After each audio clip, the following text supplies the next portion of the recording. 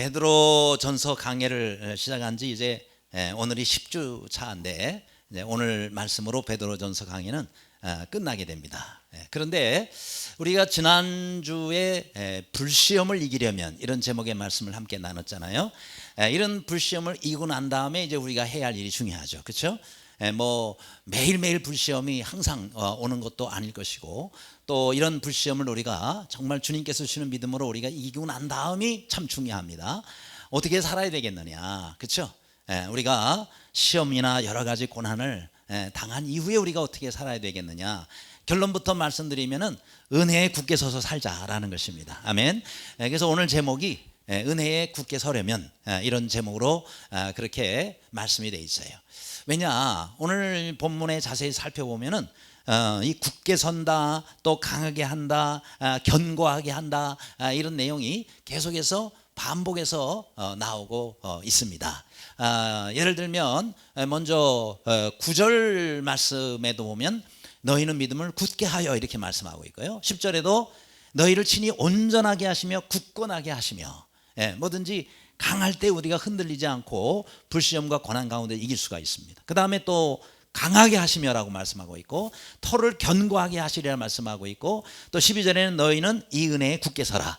바로 여기서 이제 오늘 말씀의 제목을 잡은 것인데, 이렇게 우리가 은혜 가운데서 늘 굳게 세워질 때 웬만한 시험이 오면 끄떡 안고 우리가 강하게 서서 믿음 가운데 승리할 수가 있는 것입니다. 자, 그렇다 그러면 우리가 늘 어떻게 하면 이 은혜에 굳게 서서 살 수가 있느냐 하는 거예요. 자, 첫 번째로 오늘 이 나오는 말씀에 보면은 양무리의 본이 되라 이렇게 말씀하고 있습니다. 따라합시다.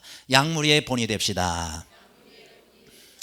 양무리라는 것은 교회 모든 성도들의 마찬가지. 이 성도들에게 앞장서서 섬기거나 직분자라든지 아니면 또 우리 모든 성도들이 다 마찬가지예요. 다른 성도들에게 본을 끼치는 삶을 살아라, 그렇게 말씀하고 있습니다. 3절에 맡은 자들에게는 주장하는 자세를 하지 말고 양무리의 본이 되라 이렇게 말씀하고 있습니다. 그러니까 우리가 신앙생활을 하다 보면은 처음에 시작할 때야 세가적으로 시작하겠고, 또 새신자로 시작할 때가 있지만은 또 1년이 지나고 몇 년이 지나면은 이제 믿음의 선배가 이제 돼야 될 때가 온단 말이에요. 그렇죠? 그렇게 되면 또 많은 사람들이 나를 바라보게 되고, 또 직분을 맡게 되면 그 직분을 통해서 앞장서 일을 하게 될 때에 그 다음에 우리의 자세가 참 중요합니다. 그래서 성도들에게 어떤 자세? 주장하는 자세를 갖지 말고 또 어떻게 하라고요? 본이 되라. 그렇죠? 믿음을 자꾸 주장하려고 하지 말고 본이 되라. 이 본이 되면은요 말이 필요가 없죠. 그죠?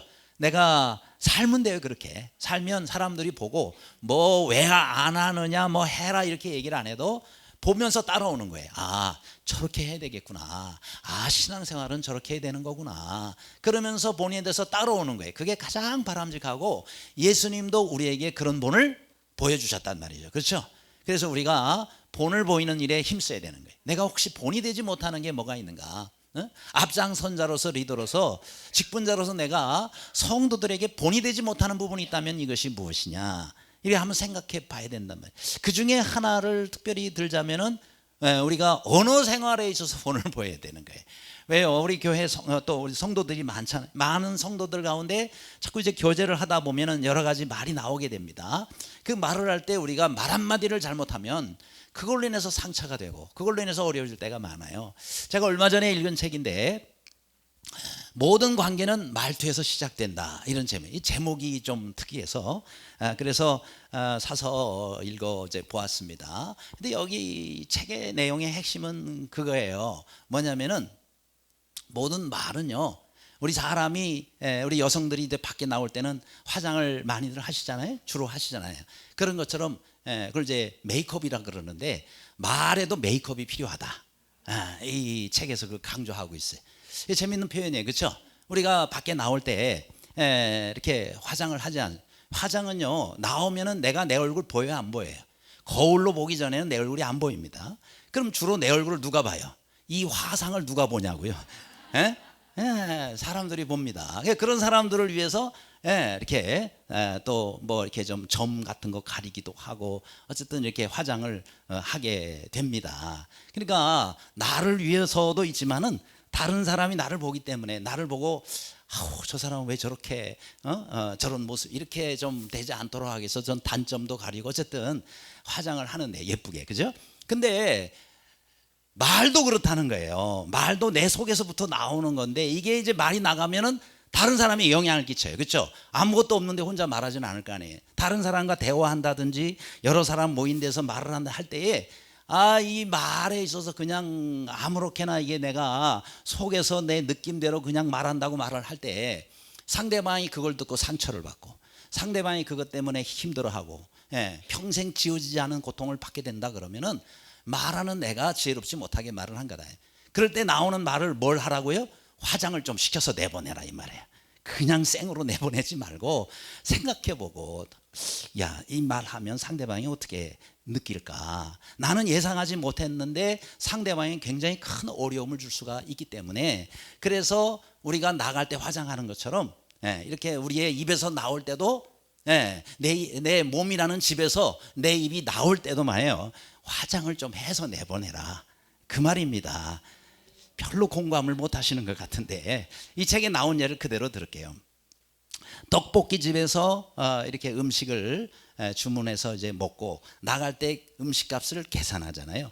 이제 계산할 때 얼마예요? 그러면은 10,000원입니다. 이제 이렇게 말하지 말고 주인 입장에서 메이크업을 해가지고 그 말을 내보낸다면 맛있게 드셨어요? 10,000원입니다. 이렇게 하라는 거예요. 맛있게 드셨어요? 아니 내가 만들어준 음식을 먹었잖아요. 그러면은 맛있게 드셨어요? 그러면은 너무 맛있는데요. 좀 너무 짰어요. 뭐라든지 이렇게 맛있게 드셨어요? 하면서 10,000원입니다. 그게 훨씬 부드럽다는 거죠. 그죠? 그 다음에 또 카페에도 나오는데 카페에서 알바하는 사람이 있단 말이에요. 이제 알바하는 사람이 이제 이렇게 주문을 받지 않습니까? 근데 요즘 뭐 카페 들어가면 또 줄 서서 먹는 데도 많아요. 그렇죠? 들어가면은 뭐 서너 명 기다린다든지 더 길게 기다릴 수도 있는데 어쨌든 기다렸다가 자기 차례가 됐어요. 그런 다음에 상대방 입장에서 예를 들어서 카페에서 알바하는 사람이나 아니면 직원이 자 주문하시겠습니까? 이렇게 말을 해도 되지만 여기다가 화장을 하는 그 말은 뭐냐면은 기다리시느라고 불편하셨죠? 주문 닫겠습니다. 이렇게 하라는 거죠. 그 한마디를 딱 덧붙이는 게 그냥 주문하시겠습니까? 라고 하는 것보다도 훨씬 더 부드럽고 화장하는 말이다 이 말입니다. 그러니까 여러분 우리가 다른 사람과의 이렇게 대화에 있어서 이렇게 화장하는 것을 뭐 대단한 것도 아니잖아요. 조금만 상대방을 생각하면은 그런 말 한마디 있는 것과 없는 거는 큰 차이가 날 수 있다라는 것입니다. 그러므로 여러분 특히 우리가 신앙생활 하면서 내가 말을 하는 거 전달하는 것도 마찬가지예요. 내가 들은 것을 그냥 쫓아가 가지고 이랬대 그러면은 그 사람 못 견딥니다. 그렇죠? 뭐 좋은 얘기도 아닌데 그 얘기를 갖다가 가서 이랬느니 저랬느니 얘기를 하게 될 때 여러분 얼마나 이것이 듣는 상대방의 고통이 될지 생각을 하고 말을 하란 말이에요. 그렇죠? 그래서 정말 뭐든지 내가 듣는다고 안다고 다 말하면 안 되는 겁니다. 이게 상대방에게 어떤 영향을 끼칠까를 생각을 하고 그리고 말을 할 때도 절제를 해야 되고 어떤 거는 알면서도 말을 안 하는 게 지혜가 있을 수가 있어요. 그렇죠? 안다고 다 말해요? 들린다고 다 말하냐고요? 아니거든요. 그렇죠? 그러니까 우리가 어떤 얘기를 할 때 또 전달할 때는 알아도 모르는 척하는 게 거기 사실 많은 예가 나와요. 저 책에 저에 대해서 많은 얘기가 나오지만 다 여기서 소개할 필요는 없고 핵심은 그거더라고요. 내가 안다고 다 말하지 말아라. 그렇죠? 그 말 한마디 잘못해가지고 중요한 거래처를 놓치는 일들이 다반사라는 거예요. 그래서 뭐 우리는 거래처 관계는 아닐지라도 신앙생활 하는 데 있어서도 말투 하나, 그렇죠? 말의 억양 하나 이런 것들이 참 중요하다. 그렇게 해서 우리가 하나님께서 주신 그 같은 아름다운 주님의 몸된 교회에서 신앙생활하면서 서로 세워주고 격려하고 본을 끼치며 사는 모두가 되시기를 간절히 바랍니다. 두 번째로 또 우리가 은혜에 굳게 서려면 겸손으로 옷 입으라 이렇게 말씀하고 있어요. 따라합시다. 겸손으로 옷을 입자. 5절입니다. 다 같이 읽겠습니다. 시작. 젊은 자들아 이와 같이 장로들에게 순종하고 다 서로 겸손으로 허리를 동이라. 하나님은 교만한 자를 대적하시되 겸손한 자들에게는 은혜를 주시느니라. 아멘. 자, 이제 여기서 교회 안에 젊은 자들에게 이렇게 장로들에게 순종하라 라고 말씀하고 있어요. 그런데 핵심은 뭐예요? 겸손입니다. 겸손함으로 허리를 동이는 자가 진정으로 또 영적인 리더에게 순종할 수가 있다라는 것입니다. 그러니까 순종은 아무나 하는 것이 아니라 겸손한 자가 할 수가 있는 겁니다. 그렇죠? 그래서 특별히 신앙생활하면서 이 겸손은 굉장히 우리에게 중요한 역할을 합니다. 그렇죠?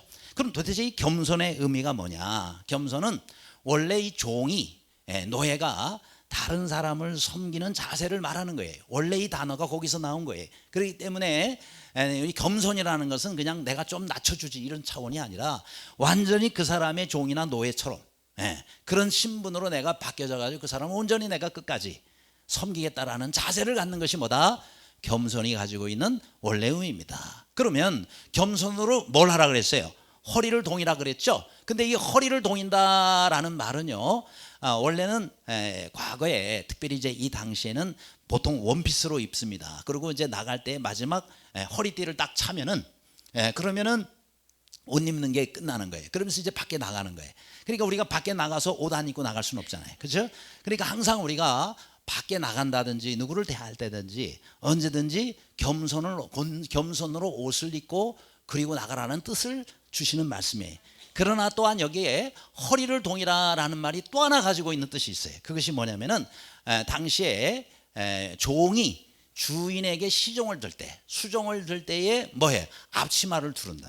앞치마를 두르고 주인님 뭐든지 시켜주세요. 그러면서 앞치마를 딱 차는 그런 모습으로 사용된 단어라고 말하고 있습니다. 그러니까 둘 다 공통점은 뭐예요? 종이 주인을 섬길 때에 가지고 있는 자세, 이것이 뭐다? 겸손이다라는 거예요. 그러니까 이 겸손은 누구든지 가져야 돼요. 왜요? 예수님도 이 땅에 오셔서 저렇게 겸손하게 섬기셨다면 우리는 더 해야 되겠다. 그렇죠? 예수님이 그러셨다면 우리는 더 해야 된다라는 거예요. 그런데 이 겸손할 때 하나님의 말씀을 우리가 주목해야 돼요. 때가 되면 너희를 높이시겠다 그런 거예요. 그렇죠? 그러니까 하나님의 때가 참 중요합니다. 하나님의 때를 우리가 기다릴 때에 하나님께서 우리를 어떻게 해주세요? 높이신다라고 말씀했어요. 그래서 6절 말씀 다음 말씀에 보면은 때가 되면 너희를 높이시리라. 따라합시다. 때가 되면 너희를 높이시리라. 믿으시기 바랍니다. 제 얘기가 아니에요. 하나님께서 우리에게 주시는 말씀에 때가 되면 높여주시겠다라는 거예요. 그래서 이 때를 기다려야 되는 거예요. 몇 년이 걸릴 수도 있고 아니면 몇십 년이 걸릴 수도 있습니다. 분명한 것은 하나님께서 하나님의 때에 우리를 높여주시겠다라는 거예요. 우리가 우리를 높이려고 하지 말고 하나님께 맡기라는 거예요. 우리가 해야 할 일은 종으로서 정말 온전히 섬기는 마음을 가지면 그러면 반드시 하나님께서 우리를 높여주신다. 우리 하나님이 약속하셨어요. 그렇죠? 하나님이 높여주시면 누가 낮추시겠어요? 그렇죠? 따라합시다. 하나님은 우리가 높아지기를 원하신다. 믿으시기 바랍니다. 하나님은요, 우리가 정말 높아지기를 원해. 여러분 정말 높여주시기를 원해. 그 하나님을 믿고 하나님의 말씀처럼 겸손하여 하나님의 때를 기다리는 모두가 되시기를 간절히 바랍니다. 그래서 겸손은 내 마음속에서, 그렇죠? 깊은 곳에서 내가 아니라 누구를 인정하는 거예요? 하나님을 인정하는 거예요. 겸손하는 사람은요, 내 자신 속에 내가 아니라 하나님을 채우는 사람입니다.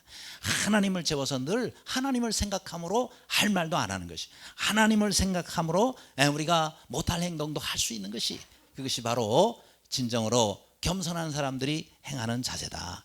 우리 주님을 보세요. 빌립보서 2장 8절 말씀에 보면 자기를 낮추시고 죽기까지 복종하셨으니 라고 말씀했어요.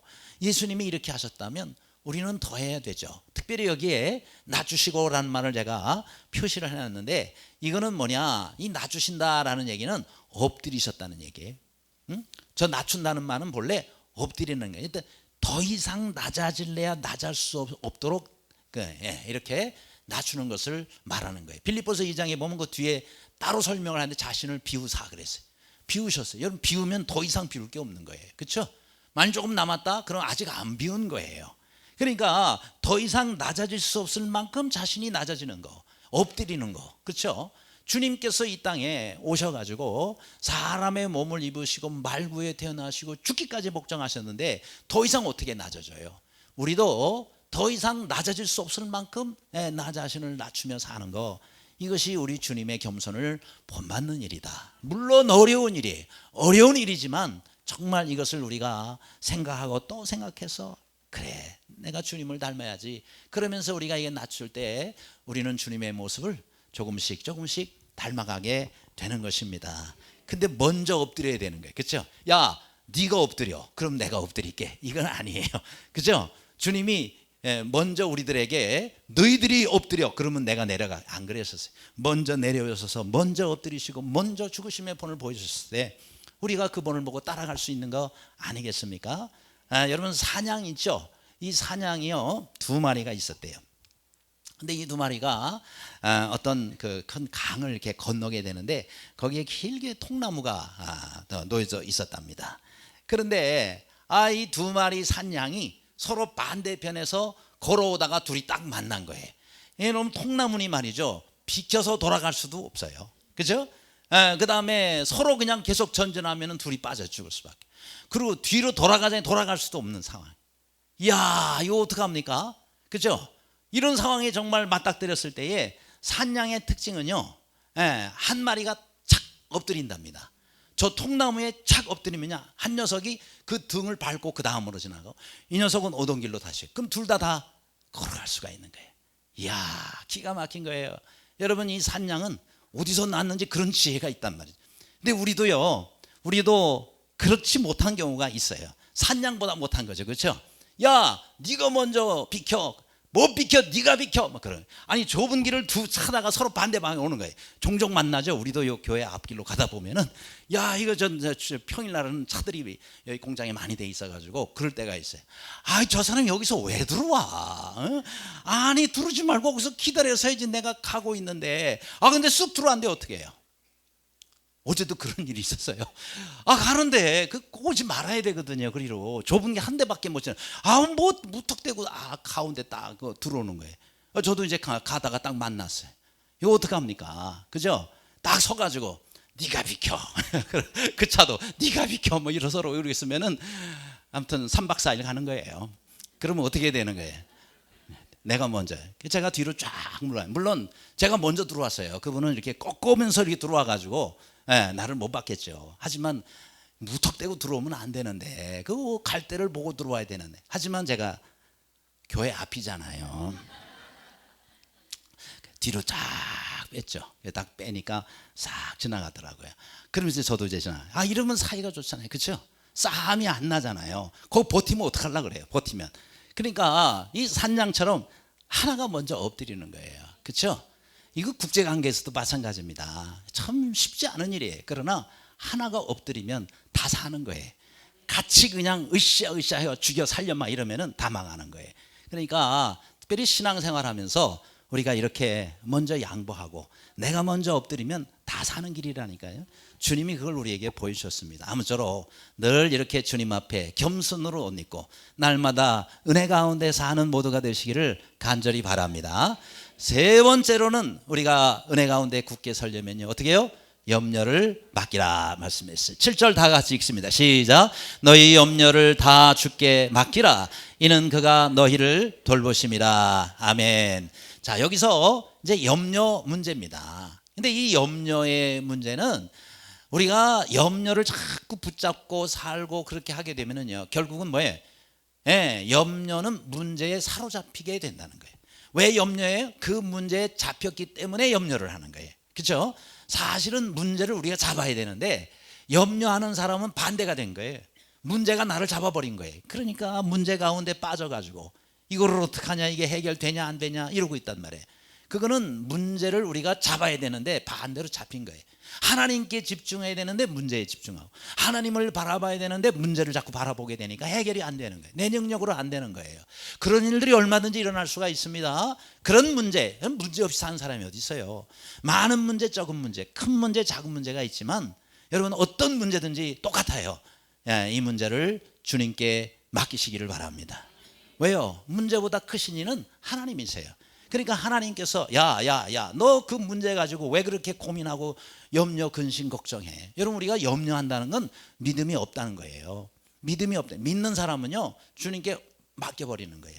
아, 주님 해결해 주신다 그랬잖아요. 말씀을 우리가 인용하며 주님께 이걸 맡기고 주님이 이제 알아서 하세요. 아, 이러면서 우리가 딱 맡겨버리면 얼마나 좋아요. 그렇죠? 그래서 여기서 본문에서 맡긴다라는 것은요, 원문에 보면 던진다는 뜻이에요. 누구한테 던져버리는 거예요? 하나님께 던져버려요. 우리 전에 개역 한글 성경에 너희 염려를 다 주께 맡겨버리라 이렇게 해요. 조금 더 가까운 것 같아요, 그게. 그죠? 너희 염려를 다 주께 맡겨버리라 라는 건 던져버리라는 얘기예요. 근데 많은 사람들이 문제를 자꾸 누구한테 던질까 이거? 사람에게 문제를 던지죠. 그 사람은 또 그것 때문에 힘들어요. 그러니까 사람에게 문제를 던지지 말고 하나님께 문제를 던지시기를 바랍니다. 그럴 때 하나님께서는 환영한다. 웬만한 사람 왜 나한테 던져요? 이럴 수 있지만은 하나님은 옳서 고맙다. 야, 너 나를 믿고 이렇게 맡겨주니 얼마나 고맙니?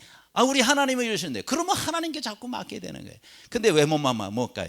하나님이 이거 해결해 주실 수 있을까 생각하니까 믿음이 작으니 못 맡기는 거예요. 자꾸 내가 이 문제를 들고 해결하려고 그러다가 문제는 더 커지게 되고 해결은 안 되고 더 어려움 가운데 빠져지게 된다. 아무쪼록 혹시 여러분 문제 가지고 오셨습니까? 집에 두고 오신 분 안 계시죠? 문제 들고 오셨으면 이 시간에 다 주님 앞에 내려놓고 가시기를 바랍니다. 다음 주에 와서 또 찾지 말고 집에 또 들고 가지 말고 주님께 다 맡겨보기를 주님의 이름으로 축원합니다. 옛날에 우리나라 6.25 직후에 미군들이 이제 많이 왔었어요. 근데 이 미군들이 이렇게 집차를 타고 시골길로 가게 되다 보면 그 당시에 뭐 버스도 별로 없고 그럴 때잖아요. 할머니 한 분이 이 그림처럼 머리에다가 무거운 짐을 짊어지고 가는데 아, 미군 집차가 가면서 어이 할머니 저 어디 가세요? 아, 저기 거기 우리 가는 길인데 좀 타세요. 아이 괜찮아요. 아이 그래도 타세요. 가는 길인데 고마워요. 그러면서 이제 탄단 말이에요. 근데 이 할머니가 머리에다 짐을 계속 지고 있는 거예요. 집차 타고서. 아이 할머니 머리에다가 짐을 왜 지고 해? 아이고 집차 탄 것도 고마운데 내가 어떻게 짐까지 내려놔? 야, 아니 할머니 괜찮습니다. 할머니가 머리에 이고 있으나 옆에다 내려놓으나 이 차는 무게는 똑같아요. 그렇죠? 할머니가 머리에서 짐을 내려가지고 차에다가 내려놓으면 차가 더 고생합니까? 아니에요. 아니에요. 그러니까 머리에 짐을 차 탔으면 그 옆에다가 내려놓고 편안히 가면 될 텐데, 그렇죠? 왜 머리에다가 지고는 미안하다고 계속 머리에 지고 가면? 근데 우리가 할머니와 같은 생각을 우리도 할 수 있다니까요. 그렇죠? 하나님 앞에 들어왔으면 주님의 몸된 교회로 들어왔으면 하나님 품 안으로 왔으면 내 짐을 다 내게 맡겨버려라 그랬잖아요. 그렇죠? 수고하고 무거운 짐진 자들아 다 내게로 오라. 왜 오라 그래요? 내가 너희를 쉬게 하리라. 짐 다 내려놓고 내게 맡겨라. 그렇게 주님 말씀하시는데 못 맡기고 주님 안에 들어와서도 계속 머리에 고민과 염려 근심 걱정의 짐을 지고 미안하다고 머리에 이고 있으니 주님이 얼마나 답답해. 야야야 너 왜 그렇게 머리에 지고 고생을 하냐. 내게 좀 맡기라니까. 그래도 못 맡길 수가 있단 말이에요. 그렇죠? 우리가 할머니 보고 웃지만 얼마든지 우리도 신앙적으로 영적으로 그런 삶을 살 수 있다. 그러므로 여러분 구약이든 신약이든 다 똑같아요. 모든 염려는 다 주님께 맡기라고 나옵니다. 주님께 맡기는 것도 훈련이에요. 평상시에 내가 이 짐 지고 자꾸 살다가 보니까 내가 지니까 얼마나 힘들어요. 그러니까 심장병 생기고 이병제병 생기고 너무나 고생하면서 예수님 믿으면서 우리가 짐은 짐대로 지고 그러면서 우리가 고생하지 않습니까? 주님 그거 맡으시려고 내려오셨는데 죄의 짐이든 무슨 짐이든 삶의 짐이든 우리의 또한 직장 문제, 사업 문제, 자녀 문제, 질병 다 주님께 맡기시기를 바랍니다. 할렐루야. 그래서 우리가 직장 생활을 할 때든지 사회 생활을 할 때든지 쌍기역에 이런 요소가 있습니다. 우리가 꼭 가져야 될 거 4가지를 얘기를 해요. 자, 뭐냐? 첫 번째는 끼가 있습니다. 끼가 뭐예요? 타고난 능력과 재능이에요. 여기 나와요. 성공을 하기 위해서는 반드시 자신만의 차별화된 끼를 발견해야 된다. 이렇게 얘기를 하고 있는데 사회에서는 저렇게 말해요. 그러나 여러분 성경은 저 끼를 뭐라고 말씀하시느냐? 은사라, 달란트나 은사라고 말씀하시는 거예요. 태어날 때부터 받은 거는 달란트예요. 그런데 예수 그리스도를 믿으면서 우리가 특별히 선물로 받은 것은 은사라 그래요. 은사와 재능의 차이점입니다. 그것이. 그러니까 하나님께서는 우리에게 재능도 주셨죠. 달란트 주셨고 또 예수님을 믿을 때 세상 사람들이 없는 은사를 또 주셨어요. 이게 바로 여기서 말하는 끼입니다. 이것이 무엇인가를 발견하고 사용하시기를 바랍니다. 부족하면 주님께 더 달라고 기도하시기를 바랍니다. 그럴 때 이걸 통해서 하나님께서는 우리를 사용하시고 우리가 주님의 일을 더 은혜롭고 효과적으로 감당할 수가 있다. 그러므로 하나님께서 내가 나한테 주신 거, 내가 가지고 있는 게 무엇인가를 잘 발견하고 그걸 가지고 잘 사용하시면서 우리 주님의 일을 감당하시는 모두가 되시기를 간절히 바랍니다. 두 번째 또 쌍기역은 꿈이에요. 뭐라고 하나요? 자신이 진정 뭘 하고 싶으면 자자나 목표를 분명히 정하는 것이 바로 꿈이다 그랬는데, 우리 그리스도인들 같은 경우는 저게 비전입니다. 그렇죠? 우리는 비전이라고 많이 얘기를 하죠. 그래서 우리는 교회도 비전이 있어야 되고, 그 다음에 또 우리 가정도 비전이 있어야 되고, 우리 개인도 비전이 있어야 돼요.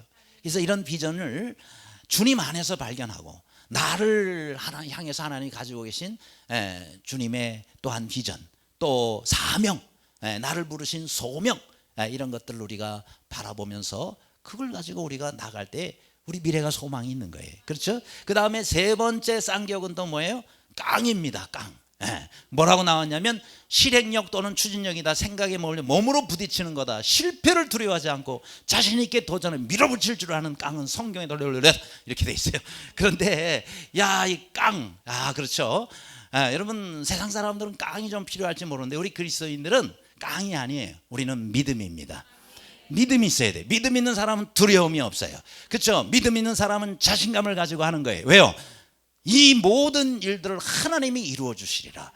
이런 것을 가지고 있는 자세가 바로 믿음 아니겠습니까? 세상 사람들은 하나님이 도우시지 않는데 자기들 가지고 있는 일로 진짜 깡 부리고 다 나가는 경우가 많아요. 그렇죠? 우리는 깡을 부려서는 안 되고, 우리는 믿음을 가지고, 이 믿음을 실천하며 또 믿음에 의지해서 하나님 앞에 나아가야 되는, 그럴 때에 하나님이 역사하시고 우리는 믿음에 따라 하나님이 응답하시는 그런 역사가 일어날 수 있는 것입니다. 주님 안에서 믿음의 깡, 다시 말하면 귀한 믿음을 소유하면서 믿음으로 사시기를 간절히 바랍니다. 끝으로 또 뭐예요? 쌍기역은 끈입니다. 끈. 세상에는 뭐 끈이 좋아야 된다 그러잖아요. 백이 좋아야 되고, 여기에 보니까 부정적 의미의 연줄이 아닌 폭넓은 사회성과 네트워크를 의미한다 이랬는데 우리에게도 끈이 있어요. 이게 뭐냐? 바로 우리의 하나님을 향한 기도의 끈입니다. 기도의 끈. 안 믿는 사람은 이런 끈이 물론 다 있겠죠. 근데 썩은 끈이에요. 붙잡아야 곧 끊어질 거고, 그렇죠? 제대로 된 끈이 아니에요. 그런데 하나님께서는 우리에게 정말 귀한 끈을 내려주셨습니다. 그걸 붙잡고 올라가야 되는데, 아니 하나님이 이 끈 나를 붙잡어. 그래도 이 끈 안 보고 다른 끈을 자꾸 찾아다니니 얼마나 하나님 기가 막히겠어요. 그렇죠? 그러니까 여러분, 우리가 다른 끈이 아니라 하나님을 붙잡으시기를 바랍니다. 늘 주님 앞에 기도하며 기도의 끈을 붙잡고 기도의 줄을 놓지 말고 하나님 앞에 엎드리는 자가 승리하는 거예요. 그러므로 우리는 세상 사람들이 아닌 하나님이 나의 백이다 이렇게 생각하고 하나님을 믿고 죽는 소리 하지 말고, 우리 하나님 나를 살려주세요, 하나님만 의지합니다 하고 꽉 붙잡고 절대 놓지 말고, 뭐라 그래도 놓지 말고 승리하시기를 주님의 이름으로 축원합니다. 그럴 때에 우리는 이런 것을 계속 잘 해나가려면요, 우리가 신앙의 영적 고단백을 섭취해야 돼요. 그러니까 여러분, 우울증 걸린 사람들이 병원에 가면은요, 의사들이 잘 먹으라 그래요. 특히 고단백 음식을 섭취하래요. 왜요? 여러분, 우울증 걸린 사람은 일단 음식을 잘 못 먹습니다. 맛이 없고요, 아주 인생 살고 싶지 않기 때문에, 그래서 음식도 입에 땡기지를 않아요. 그러다가 더 나빠지는 거예요. 그러다가 이제 아주 극단적인 선택을 하게 되거든요. 그런데 여러분, 우리 그리스도인들은요, 우리가 영적 우울증에 빠지기 전에 해야 할 일이 있어요. 뭐냐? 신앙의 고단백 음식을 먹어요. 그게 하나님의 말씀입니다. 따라합시다. 말씀은 고단백 음식이다. 무슨 양식이냐? 우리의 영의 양식이다 이 말. 말씀은 영의 양식. 사람이 떡으로만 살 것이 아니요, 하나님의 입으로 나오는 모든 말씀으로 살 것이라고 말씀했습니다. 그러니까 우리의 육신은 고단백 음식이 매우 중요하지만 우리의 영은 영적인 고단백 음식인 하나님의 말씀이 매일매일 필요한 거예요. 그러므로 우리가 계속해서 하나님 말씀을 바라보고 말씀을 묵상하고 그 말씀을 암송하고, 그래서 내 영에 우리의 영적인 고단백 음식을 섭취할 때 우울증은 물러가는 거예요. 치유가 되고 회복이 되는 것입니다. 모든 어려움들을 이겨낼 수가 있는 거예요. 그래서 우리는 늘 하나님의 말씀을 항상 바라보고 그 말씀을 붙잡고 승리하며 사는 모두가 되시기를 간절히 바랍니다. 끝으로 우리는 또 은혜에 굳게 서서 살려면 깨어 마귀를 대적하라 이렇게 말씀했습니다. 8절인데요. 근신하라 깨어라 너희 대적 마귀가 우는 사자같이 두루 다니며 삼킬 자를 찾는다 라고 말씀했습니다. 여러분 우리가 그래서 정말 주의해야 될 것은 마귀의 역사를 우리가 알아야 돼요. 사람을 보지 말고 눈에 보이는 것에 따라다니지 말고 눈에 보이지 않게 뒤에서 역사하는 사단을 우리가 잘 바라봐야 되는 거예요. 그렇지 않으면 마귀의 계략에 우리가 당할 수가 있어요. 우선 먼저 이 마귀는 거짓말의 선수입니다. 그렇죠? 계속해서 어디에 나와요? 창세기 3장에 보면은요, 이 마귀가 얼마나 거짓말을 잘하는지 창세기에서부터 알 수가 있습니다. 자, 다음 창세기 3장 말씀을 보여주시면 우선 창세기 3장에게는 아담과 하와에게 나타나는데 제일 먼저 하와에게 나타나죠. 그리고 선악과를 하나님 먹지 말라 그래요. 이걸 먹는 날에는 뭐라 했어요? 반드시 죽으리라 그랬어요. 그런데 마귀가 와서 속삭입니다. 야, 하나님 뭐 이거 먹으면 정말 죽는다 그랬어? 그랬더니 또 확신이 없는 얘기를 죽을까 하노라 또 이랬다고 그래요. 하나님 언제 죽을까 하노라 그랬어요. 반드시 죽는다 그랬지. 그런데 죽을까 하노라, 아, 얘가 지금 제대로 모르고 있구나. 확 뒤집어 버려요. 너 이거 먹으면 절대 안 죽어. 그렇죠? 결코 죽지 아니하리라. 확 뒤집어 버렸어요. 이렇게 거짓말하는 거예요. 그걸 먹고 어떻게 했어요? 영원한 사망이 오게 됐단 말이죠. 자기만 죽어요? 후손 대대로 다 죽게 됐어요. 그 다음 두 번째, 네 눈이 밝아지리라 그랬어요. 눈이 밝아져요? 예, 눈이 밝아요. 뭐예요? 죄를 알게 되는 거예요. 여러분 우리가 죄를 왜 알아야 돼요? 죄는 몰라야 돼요. 근데 죄를 알게 돼요. 그러면서 죄악으로 가면서 사망으로 가게 됐다. 사단이 눈이 밝아지는 것이 아니라 오히려 죄를 알게 함으로 망하게 만들었어요. 그 다음에 또 뭐가 나와요? 네가 하나님처럼 너 이거 먹는 날에는 네가 하나님과 같이 되리라 그랬어요.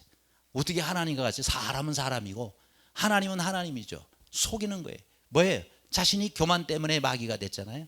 그러니까 사람을 교만한 존재로 만든. 야, 너 이거 먹어. 너 이거 먹으면 네가 하나님 될까? 하나님 못 먹게 하는 거야.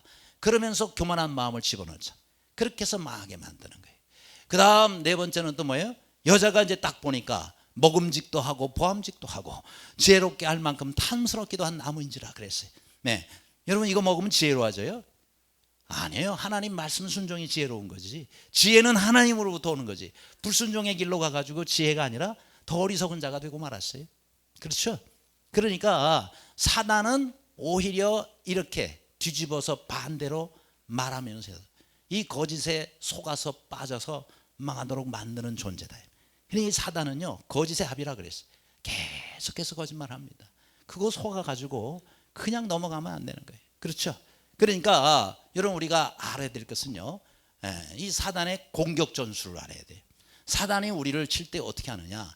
자, 먼저는 저렇게 양의 탈을 쓰고 옵니다. 겉으로는 아주 문제가 없는 아주 좋은 것처럼 입 빨린 소리를 하는 거예요. 뒤에 넘어오면 이제 잡아먹으려고 목을 탁 물고 떨어져.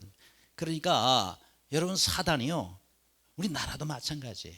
지난번에 뭐 경기도 조례도 얘기했죠.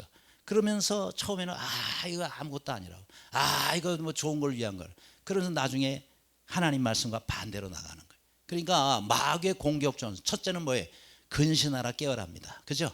첫 번째는 근신하고 깨어 있으라라고 오늘 본문에 말씀하고 있어요. 이게 이제 우리 자신을 방어하려면 먼저 사단의 전략을 알아야 되고 방어 대책을 잘 세워내는 거예요. 그렇죠? 그런데 깨어 있지를 않으면 어떻게 돼요? 이렇게 지금 낭떠러지로 지금 물이 가고 있는데, 잘 보여요? 자고 있어요. 어떻게 되겠어요? 잠시 후에는. 그러니까 우리가 정신 차리고 있으면 이거 안 돼 하면서 뒤로 갈 거 아니겠어요? 그러니까 우리가 지금 사단이 얼마나 지금 많은 것들을 가리며 우리들에게 역사하고 다가오고 있습니까? 정신 바짝 차려야 된단 말이에요. 그렇죠? 그렇지 않으면 다 망하는 거예요. 여러분 이번에 그 광복절이 지났잖아요. 광복절 어간으로 생각하는데 TV에서 이렇게 진주만 그 폭격 있을 때 그 내용이 다시 이제 아마 이렇게 TV에서 영화를 하는 것 같더라고요. 전에 저는 이제 봤기 때문에 그래서 잠깐만 이번에는 이제 이거 봤는데 또 그때 생각이 나는 거죠. 1941년도입니다. 이걸로 인해서 이제 태평양 전쟁이 시작이 되지 않습니까? 그런데 야, 일본 군들이 말이죠. 거기 보니까 거짓 이렇게 전론을 치는 거예요. 그래가지고 잘못된 정보를 줘가지고 방심하도록 만들어요. 거기 이제 빠지게 되죠, 그렇죠? 그래서 어떻게 합니까? 일요일이에요. 우리는 말하는 이제 주일날 공격을 개시한 거예요. 그러니까 그 전날 토요일까지 진탕 술 마시고 그 하와이에 있는 진주만의 미군 해군들이 그냥 뭐 토요일이니까 막 진탕 마시고 그러고는 밤늦게까지 떠들고 술 취하고 놀다가 아침 늦은 시간까지 자고 있는 거예요. 그때 그냥 기습 공격을 하는 것이죠. 그렇죠? 근데 마침 그때에 레이더 기지도 다 그랬어요. 근데 한 견습공이 정식 근무하는 사람들이 견습공이 레이더 그걸 가지고 이렇게 점검을 하다가 수백 대의 이런 그 전투기가 오는 것을 레이더기로 확인을 해요. 와, 이거 큰일 났다 해가지고 전화를 상부에다가 보고했어요. 그거 아군들이 연습하는 걸 거야. 응? 연습하는 거야. 신경 쓰지 마. 견습경은 뭘 알아요? 알겠습니다. 그러니까요. 그냥 뚫린 거예요. 그래가지고 애리조나 그게 어마어마한 그 함정 아닙니까? 저렇게 폭격이 됐어요. 불과 저렇게 큰 함정이 60분 1시간도 안 돼가지고 물속에 가라앉아요. 저기 타고 있던 1300명의 해군들이 전부 물속에 빠져 수장되고 맙니다. 기가 막힌 일이 일어나요. 뭐예요? 그 깨어있지 않은 사람들의 대가가 너무너무 컸던 것이죠. 그렇죠? 마찬가지로 우리가 영적으로도 깨어있지 않으면 우리나라의 영적인 함대도 한순간에 저렇게 무너져 내릴 수가 있습니다. 우리는 믿음으로 깨어 기도해야 돼요.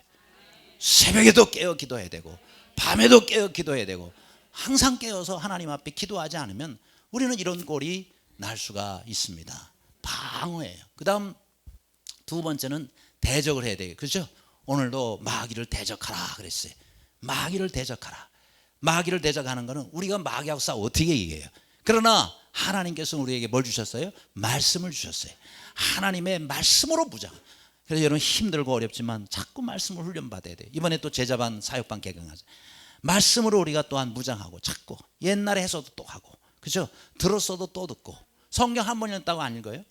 계속해서 우리가 읽고 듣고 또 훈련하고 그렇게 해서 하나님 말씀으로 무장할 때에 여러분 우리가 늘 일어날 수 있는 영적 전투에서 사단과 싸워 이길 수가 있는 것입니다.